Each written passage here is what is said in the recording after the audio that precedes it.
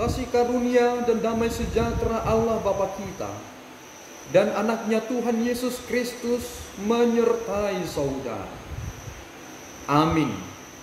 Shalom, saudara-saudari yang terkasih di dalam nama Tuhan Yesus Kristus.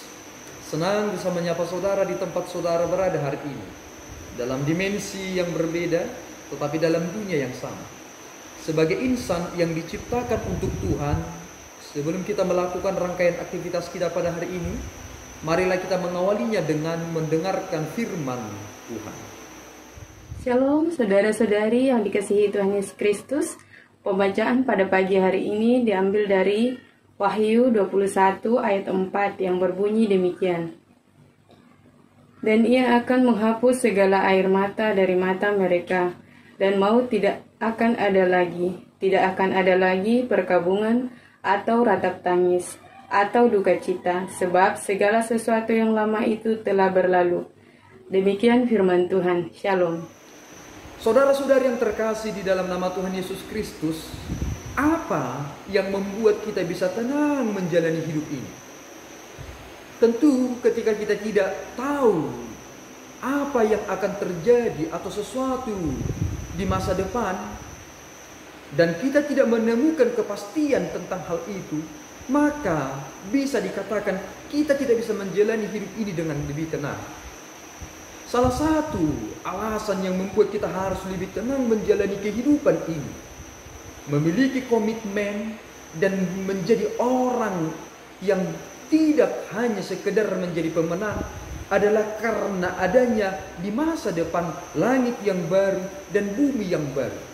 Dunia yang kita tempati ini, dalam segala sistem yang terjadi di dalamnya, segala tipu muslihat yang ada di dalamnya akan segera usai dan akan segera digantikan oleh Yerusalem yang baru. Tidak ada di sana pemimpin yang tidak adil, pemimpin yang tidak jujur. Di sana hanya ada damai sejahtera. Tidak ada di sana peperangan. Tidak ada di sana duka, tidak ada di sana derai air mata, bahkan maut tidak menghampiri lagi. Inilah sebenarnya yang sedang kita songsong ketika kita dituntut menjadi orang-orang yang taat dan menjadi orang-orang yang menang. Dalam hidup ini, sebagai orang yang dipanggil memiliki iman kepada Yesus Kristus, kita tidak boleh lari dari segala penderitaan itu. Malah kita harus hidup di sana. Kita harus menghadapi segala tekanan hidup. Semakin kita mengikut Kristus, kita harus semakin diperhadapkan dengan suatu konsekuensi yang besar. Ketika kita sudah memilih Kristus, maka tentu kita tidak boleh menjadi orang-orang yang tidak jujur. Kita harus mendapati diri kita harus puas dengan apa yang kita peroleh. Tidak boleh mempergunakan tipu muslihat untuk mendapatkan keuntungan-keuntungan yang lebih besar, karena panggilan kita bukan untuk itu. Oleh karena itu saudaraku, selagi kita masih di dunia ini, maka nikmatilah hidup saudara dengan penderitaan itu. Karena ketika kita sudah selesai dari dunia ini, maka tidak ada penderitaan itu lagi. Memang kita harus mati, sebab upah dosa adalah kematian. Kematian itu adalah konsekuensi. Kita harus menjalani itu. Derai air mata karena perpisahan, karena kematian, terlebih karena pandemi corona. Terlebih pada minggu terakhir ini kita merayakan sebuah peringatan kepada orang-orang yang telah mendahului kita. Air mata bercucuran. Tetapi pada peristiwa di masa depan, dalam Yerusalem yang baru, tidak akan ada lagi derai air mata. Saudaraku yang terkasih, hanya Tuhan yang bisa memberikan penghiburan yang total. Orang-orang bisa memberikan penghiburan, tetapi itu masih bersifat sementara. Tetapi yang bisa memberikan penghiburan yang kekal dan selama-lamanya hanya Tuhan kita semata. Dan itulah yang sedang diberikan kepada kita.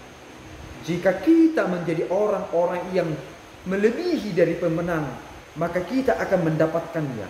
Perhatikan, ada dua tokoh dalam perjanjian lama yang sering sekali diangkat di perjanjian baru. yaitu tokoh Daniel dan tokoh yang bernama Esther.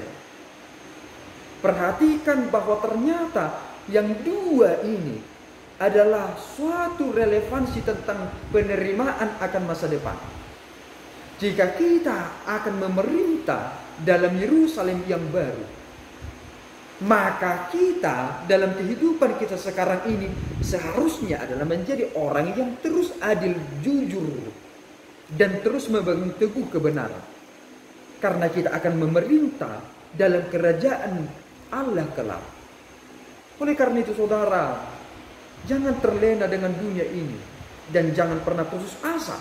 Kita boleh putus akal, tetapi jangan pernah berputus asa dan pasrah dunia ini menjadi sembraut. Mari hiduplah dalam pengharapan kepada Yerusalem yang baru. Sehingga ketika saudara sedang menangis hari ini, saudara akan mengingat, berbahagialah orang yang berduka cita, karena mereka akan dihibur. Dan jika saudara sedang berkabung hari ini, ingatlah di hari Tuhan nantinya kita akan mendapati penuh dengan sukacita dan sorak-sorai. Jadilah pemenang dan hiduplah sebagai orang-orang yang memegang teguh kebenaran firman Tuhan. Kita berdoa.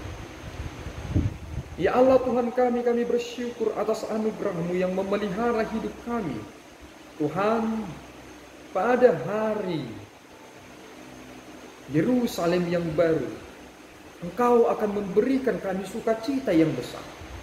Tetapi dalam dunia ini kami harus menderita.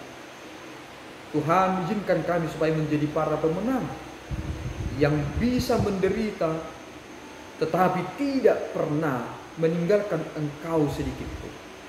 Terima Tuhan pujian kami. Dalam Yesus kami berdoa dan mengucap syukur. Anugerah Tuhan kita Yesus Kristus, kasih setia Allah Bapa, dan persekutuan Roh Kudus menyertai saudara. Amin. Tuhan Yesus memberkati.